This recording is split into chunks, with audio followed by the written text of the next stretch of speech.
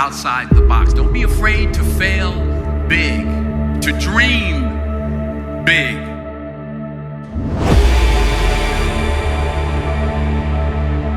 Work hard to get it.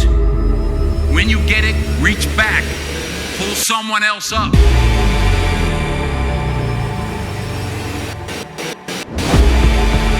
You have to work at it. You must apply discipline and consistency.